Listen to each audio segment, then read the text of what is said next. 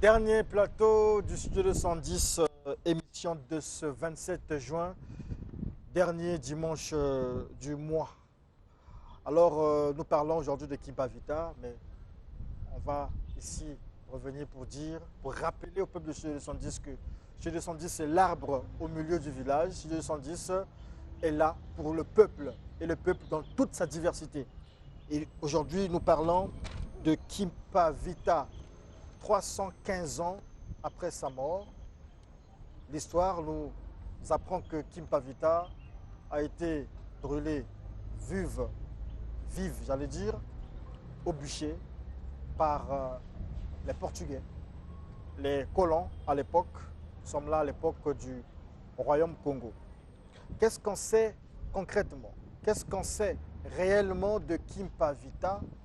On n'en sait pas assez parce que on en parle moins.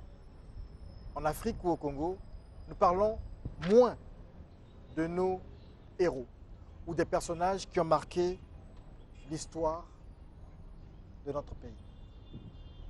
Nous avons donc invité ce jour les membres de la plateforme culturelle Fuma Congo. Il s'agit donc de Mélène Kouka Goma. Bonjour. Mélène Goma Kouka. Merci. Je respecte donc l'ordre cosmique de votre nom, Mélène Goma Kouka.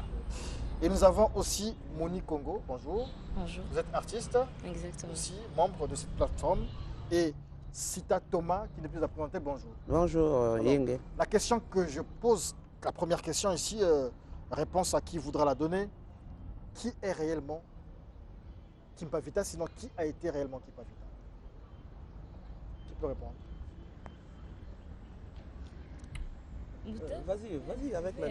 Bien. Voilà, avec l'histoire. Yaya Kimpa Vita, né à la fin du XVIIe siècle dans une famille christianisée. Lors de son baptême, dans son enfance, on lui donne le nom donc de Donna Béatrice. Par les prêtres catholiques, elle a servi l'Église catholique avec dévotion à l'âge de 16 ans. Elle avait contracté une courte maladie quelque temps après et cette maladie lui conduit à la mort. Et 3 jours après sa mort et quelques minutes avant la mise en terre, un miracle se produit, elle ressuscite des morts. C'est depuis lors qu'elle ne voulait plus donc s'appeler ou être appelée par son nom de baptême Donna Béatrice. Donc, plutôt, elle accepte son nom ancestral de Kimpa Vita. Et à partir de là, tout a changé, tout avait donc changé en elle. C'était le début de sa mission, en réalité. Donc, dans l'exercice de sa mission, elle a parvenu à restaurer donc le culte ancestral que tous les Ngunza pratiquent actuellement, éveiller la conscience des habitants de Mbanza Congo, de la périphérie et des autres localités du royaume, et récupérer des mains des colons portugais les insignes royaux, mettre ensemble la haute et la basse chambre afin de réhabiliter les institutions de l'État et d'aboutir à l'élection du nouveau roi. Et donc, une autre mission, c'était donc de réunifier le royaume du Congo Djantotela, tant sur le plan mental, idéologique et sur le plan social et politique. Reconstruire la ville de Mbanza Congo, mais peu avant les élections, en période de jeûne dans une forêt sacrée qu'on appelait Pembele, avec 12 des autres femmes de ses compagnons. Elle fut appréhendée et brûlée vive très loin de Mbanza Congo par les colons prêtres portugais. D'accord. À Divulula. Ça s'est passé donc le 2 juillet 1706. D'accord. Et donc le 2 juillet prochain, ça fera 315 ans. Oui. Non, Depuis- c'est le 2, oui, le 2 Prochain, juin oui, prochain, bientôt. dans quelques jours. Voilà. Ça Ça fera fera 300 donc 315 15 ans. ans depuis qu'elle est morte, depuis Elle est qu'elle est morte. décédée Elle est ou depuis morte. qu'elle a été assassinée, Voilà. selon ce que Selon ce que les dit gens l'histoire. diront. Et la plateforme Fuma Congo projette d'organiser quelque chose le 2 juillet. Oui, Oui. donc nous organisons, nous commémorons sa mort. Et pour cela, nous invitons tout le monde, noir, blanc, jaune, rouge, sans discrimination raciale, ni de foi. Donc, d'être avec nous au Square de Gaulle, vendredi le 2 juillet. Donc, vendredi de la semaine prochaine. Vous avez les autorisations nécessaires? De l'État, Oui, puisque nous sommes en période de Covid, il y aura combien de personnes? 50 il y aura le respect. Nous sommes derrière l'État et nous respectons la loi, en fait. Donc, il y aura l'observation Des mesures barrières. des mesures barrières, voilà, à 14 h. Merci beaucoup alors. Quel est l'héritage de Kim Pavita aujourd'hui? Parce que j'ai discuté avec vous avant D'arriver, oui. que nous démarrons l'émission. Nous avons parlé d'assez de choses. Et aujourd'hui, qu'est-ce qu'on retient de Kim Pavita? Et moi, je veux ici, avant que vous puissiez répondre, revenir sur ce qu'on est en train de se dire. Il a 1000 histoires, 1000 versions autour du personnage de Kim Pavita, considéré ici par les Ngunza, par les Matsuanistes, par les Kimbanguis, etc. Chacun donne sa version. Et puis il y a les historiens aussi. Vous vous dites que bon, ben, vous avez reçu certains faits de l'histoire, certains aspects, certains détails par révélation. Il y en a qui ont fait des recherches, il y en a aussi qui parlent au nom de la révélation mais qui ne disent pas ce que vous dites. On a dit tout à l'heure que Kim Pavita a été brûlée le 2 juillet. Il se dit qu'elle avait un enfant. Elle avait un enfant au dos. Il y a une tradition qui rapporte qu'elle a été brûlée avec cet enfant au dos. Il y a une autre tradition qui dit que cet enfant a été retiré, ramené au Portugal, elle est restée avec les prêtres et puis l'enfant est allé au Portugal. Donc un métis, donc un enfant qu'elle avait eu avec un Portugais qui était un de ses fidèles. Est-ce que c'est une version juste, fausse, vous qui avez la révélation? Je pense que ce n'est pas un complément moqueur. Monsieur Jazz, Monsieur Jazz, voilà, pour être direct avec vous, nous sommes une plateforme, Fuma Congo. Nous sommes beaucoup de courants, Ngunza. Donc, je ne serai pas concret avec ma réponse. Question de me réserver, de ne pas frustrer les autres. Qui sont La avec vérité, tant pis. D'accord, quand frustrer les gens s'il vous faut. m'aurez On a besoin de la vérité. seul sur le plateau, c'est en ce moment-là que je serai autorisé à démontrer. Mais de façon brève, nous avons l'histoire, ce sont les hommes et les génies qui font l'histoire, la vraie.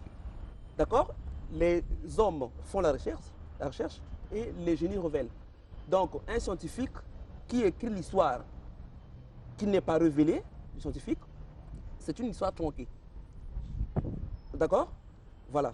Donc, pour le problème de l'enfant ou pas de Kim Pavita, vous avez beaucoup d'assimilation. Ceux qui ont écrit cette histoire-là se sont inspirés de l'histoire de Geneviève de Brabant, par exemple, qui est un conte franco-allemand qui aurait vécu aux 3 siècles après Jésus-Christ. D'accord? Ça date de très longtemps. Nous avons Marie de Magdala, l'épouse de Jésus-Christ, par exemple. Cette histoire est aussi assimilée à elle, qui a eu 3 enfants avec... Vous dites l'épouse de Jésus-Christ, c'est bien. Mais lorsqu'on dit qu'il peut avoir des enfants, ça vous énerve. Je n'ai pas répondu. Je ne me suis pas énervé. Non, Je ne suis pas énervé. Non, je vous taquine juste. D'accord. Donc, nous avons aussi l'histoire de Jeanne d'Arc, par exemple. Au moins, elle n'a pas eu d'enfant. Mais comme elle a été brûlée, comme Mamaki Pavita, donc, cette histoire est faussée, en grande ligne, par ceux qui pensent assimiler cette histoire aux histoires Nous vécues reviendrons sur la question. ailleurs. Mais Merci. l'héritage aujourd'hui de Kimpavita, c'est quoi? C'est elle qui va répondre. Oui, oui, oui. Il y a beaucoup, Allez-y. beaucoup d'exemples, mais parmi tant d'autres. D'abord, sur la question que vous venez de Ah, poser, voilà. je vais pas répondre, hein, mais je vais apporter quelques éclaircissements. Qui a écrit l'histoire de Yaya Kimpavita? En quelle langue elle a été écrite? Vous ne pouvez pas parler d'un peuple, de son histoire, de sa culture avec une langue étrangère. Ce qui fait que vous allez avoir des à peu près et beaucoup de fausseté. Surtout que même l'écriture dans laquelle l'histoire est écrite n'est pas la nôtre. Comment des personnes qui sont venues pour voler votre peuple, pour le réduire en esclavage, peuvent vous révéler la vraie version des faits? Nous ne savons pas. D'où Mbouta Sita nous a conduit à nous dire qu'il faut que ce soit révélé. Donc lorsque les Bichi Congo, les Bena Congo vont révéler cette histoire-là, à ce moment-là, on saura si oui ou non Yaya Kimpavita avait des enfants. Mais déjà, ce qu'il faut retenir, c'est que nous sommes les descendants de Kimpavita. C'est que oui, elle a bien eu des enfants parce que nous continuons son œuvre. Nous sommes là. Maintenant, pour l'héritage de Yaya Kimpavita, ça nous rappelle à quel point nos ancêtres ont été des personnes très évoluées. Aujourd'hui, on va nous parler de l'émancipation, l'égalité de la femme et tout. Mais le personnage de Yaya Kimpavita nous montre déjà qu'à l'époque du royaume Congo, les Congos, ils étaient déjà sur ce point-là. Il y avait l'émancipation. Il y avait déjà l'émancipation. C'est une femme qui se lève et qui va réunifier tout un royaume. C'est un exemple à suivre. Aujourd'hui, pour les femmes, c'est cet héritage que nous voulons mettre en avant. Parce que nous avons des femmes qui se disent que moi, je ne peux pas faire. Attention à ne pas confondre avec l'égalité de la femme. Mais chez les Congos, nous parlons de la complémentarité entre l'homme et la femme. Et c'est cet héritage, oui, la place de la femme, surtout dans la société. Aujourd'hui, la femme oublie ce rôle qu'elle a à jouer. Voilà pourquoi nous sommes en manque aujourd'hui de personnes, des bons leaders, des personnes qui peuvent créer. Parce que déjà, l'éducation est faussée depuis la base parce que la femme n'a plus sa place. Et Yaya Kimpavita, elle, en elle-même, elle a non seulement réunifier le royaume parce qu'elle y est arrivée, mais aussi elle a enseigné, elle a appris.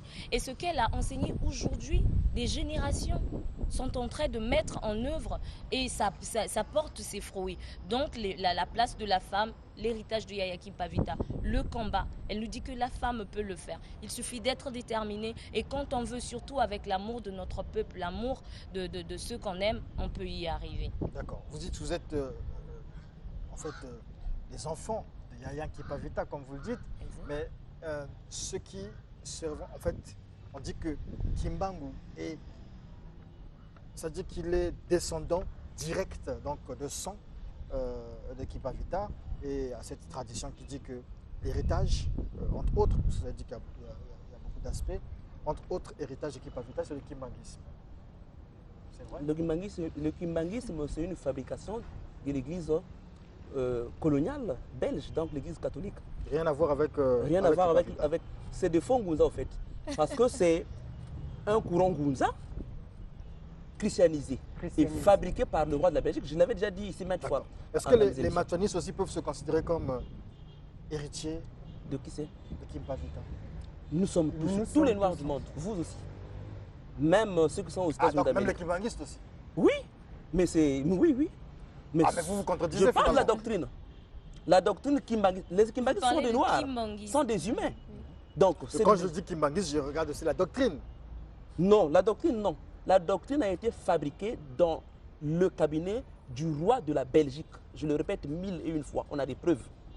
Donc, c'est le cabinet du roi de la Belgique qui a pensé comment créer le... Tandy Mangani, c'était très choquant. Mais quelle est la véritable image? Justement, on est perdu. Vous qui avez la révélation, faites-nous un dessin. On avait déjà la photo de Kimpavita. On l'a déjà fait. Par révélation. Vous avez la photo par révélation. Mais pas celle que vous avez mise là. Non, ça c'est une fausse photo. C'est une femme. Ça, c'est pas une Congo même. Donc, elle n'est pas Kimpavita. Il y a au moins, je pense... Une seule image. Il y a au moins 10 images de Kimpavita. 10 images. Il y a au moins 10 images. Non, bon, c'est des caricatures. Des caricatures, mais pas des photos. images. Si vous voyez une photo de Yaya Kimpavita, ce n'est pas elle. C'est pas elle. Et vous avez la photo de Yaya Kimpavita? Non. À l'époque... Vous n'allez pas? Non. À l'époque où elle passe au bûcher, d'abord, la photographie est venu bien n'était après. pas développée. Le siècle de lumière, c'est après. C'est le siècle de Il y avait lumière des qui nous dessins, amène tout non, ça. à cette Le époque-là. dessin, on en a, oui. Mais pas la Aujourd'hui, on photo. peut représenter Abraham, on peut représenter C'est parce Moïse. qu'on l'a. Oui, oui, oui, Voilà, oui. le dessin là. Ah, voilà. Puisque vous insistez. Ah, mais ce Mais n'est pas il est visible, hein. flou, Ouais. Il est flou. Au moins pour, Je peux au moins pour regarder ici lui. pour Pour voir. vous, Ouais. pour vous. Et le livre est comme du Congo, hein. Comme a dit Ayamoni, l'histoire ne peut pas les. Alors, les Kimpa Vita, peuples de ne quelle peuvent pas. nationalité? On reconnaît qu'elle est congolaise. Mais entre vous-même là-bas, vous vous battez, vous dites qu'elle était angolaise, vous dites qu'elle était congolaise. Mais Il n'y le a- royaume il n'y a Congo, jamais eu le royaume un- Congo hier englobait tous ces pays là, le Congo, l'Angola, etc. Et pourquoi le débat autour de la nationalité de C'est un problème de Kimpa d'ignorance. Vita? Un problème d'ignorance. La conférence de Berlin a eu lieu de 1884 à 1885. Oui.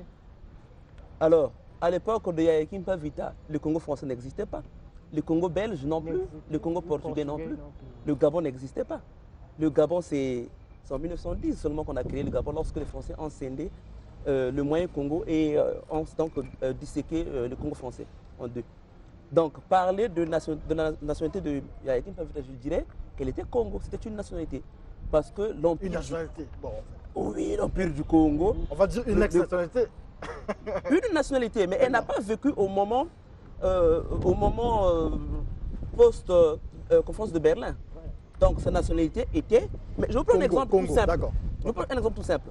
Vous savez que le Haut-Ogooué, jusqu'en 1958, se trouvait au moyen du Congo.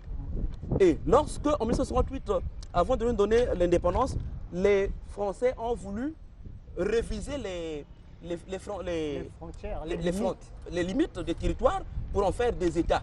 Tous ceux qui habitaient, le président Bongo y compris, tous ceux qui étaient donc des Congolais dans le moyen du Congo, se sont retrouvés gabonais, à peine en 58.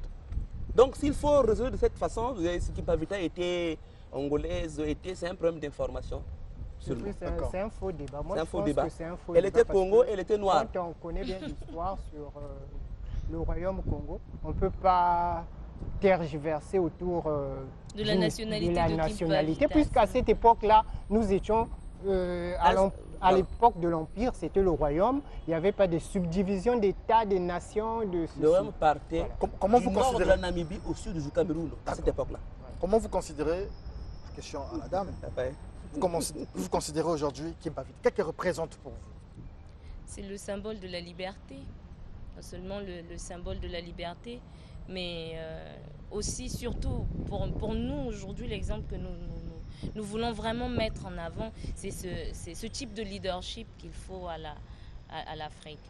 Une déesse, une prophétesse Pour moi, je dirais, pas seulement pour moi, mais pour nous, Oui. comme elle était habitée, une déesse. Une déesse, d'accord. On ne peut pas seulement limiter Kimpa Vita à un simple prophète parce qu'elle restait immortelle.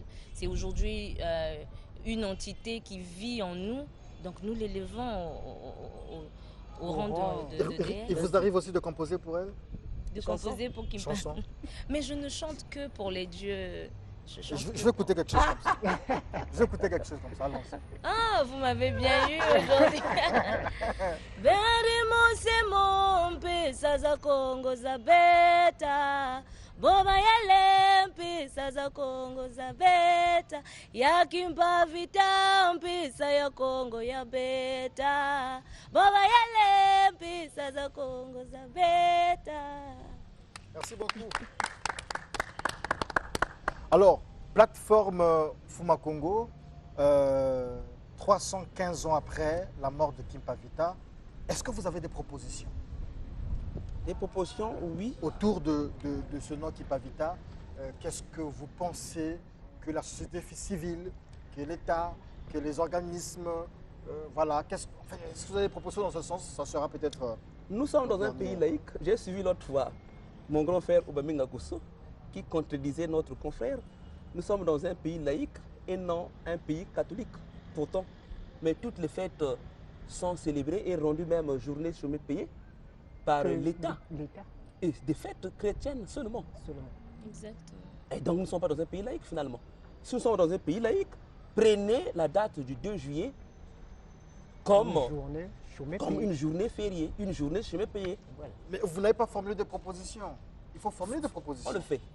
On le Vous fait, l'avez mais fait on le fait maintes fois. Nous ne sommes pas les premiers de toute façon. Mais c'est un rejet, un refoulement. Et de toute façon, les Ngouza sont catalogués de tout et de rien. Donc, mais oui. La télévision Donc, nationale congolaise hum, donne la possibilité aujourd'hui. On a connu, il faut dire la vérité, qu'on a connu aujourd'hui la promotion d'un Ngunza, c'est faite à la télévision nationale congolaise. En quelle année? Non, je parle de ce que moi je connais. Allez-y. Je suis dans le contact de Studio 210. Oui. Ok, vous voyez, et Studio 210, c'est un programme de la télévision nationale congolaise Mhm. qui permet aujourd'hui à toute la diversité, à toutes les couches de la population, culturelle, socio-culturelle, je veux dire, de se prononcer, de parler. Ici, dans cette télévision, on a fait toute une célébration autour de Malonga Mambala, par exemple, aujourd'hui. Ce sont des minorités. Est-ce que vous comprenez? Oui. Au-delà enfin, pour ne parler que de Ngunza, en fait, là je vous réponds. Oui. Aujourd'hui, on vous reçoit, Oui. le Télé Congo. On a fait des reportages sur ces histoires-là. Et donc, il n'y a pas de catalogue, en fait, il n'y a pas de discrimination comme telle. Je pense qu'on ne peut pas aussi tout faire à la fois. Oui. Chaque chose en son temps. Donc c'est en cours. Il faut aussi, En cours. Notre il faut aussi proposition- que vous, voilà, Ah. il faut faire des propositions concrètes, des propositions réelles. Merci.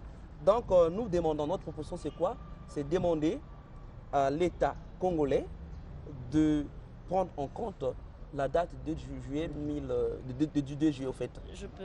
Mhm. Oui, Je allez-y. peux. Allez. Et aussi, nous voyageons souvent dans les villages du Congo, dans notre pays. Le français, c'est une langue qui a plus de valeur que nos langues maternelles. L'État congolais, la société doit penser à mettre en avant la valeur de nos langues. C'est important. Et enseigner l'histoire de nos héros à nos enfants. Ils doivent connaître qui sont ces personnes. Ils ne le connaissent pas. Ils les connaissent pas. Quand vous parlez de Kimpavita à un enfant de SAM2, il ne sait pas qui c'est. Mais il est capable de vous parler de l'histoire du roi d'Angleterre. Ça, il faudrait prendre en compte ce genre de choses aussi pour mettre en avant notre culture. C'est notre identité. Et en parlant de Kipavita, ce n'est pas seulement Ngunza, mais c'est africain, c'est congolais. Vous avez le droit de connaître cette histoire et vous avez le droit de la mettre en avant. Pas que les Ngunza viennent vous faire des propositions, mais il s'agit de votre histoire et de votre culture.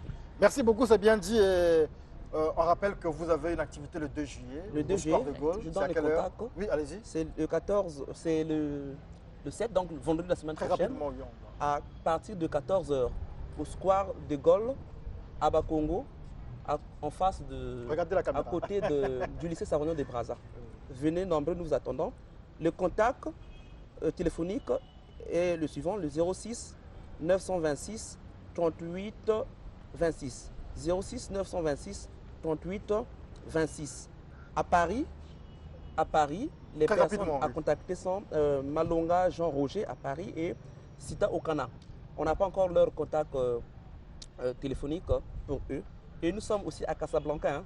Même si elle ne sait pas prononcer, mais elle est Non, mais notre représentante à Au Casablanca. Maroc, Comme Au au Maroc. Sénégal Et au aussi. Sénégal. Merci Et beaucoup. au C'était Sénégal, donc merci. piqûre d'histoire autour de Kimpavita, 315 ans après sa mort. On rappelle que le 2 juillet, donc, c'est la commémoration de ces 315 ans et la plateforme Fuma Congo organise des activités relatives à cette célébration, à cette commémoration. Voilà, c'est la fin de l'émission Studio 210. L'émission Studio 210, c'est l'émission du peuple, le peuple dans toute sa diversité.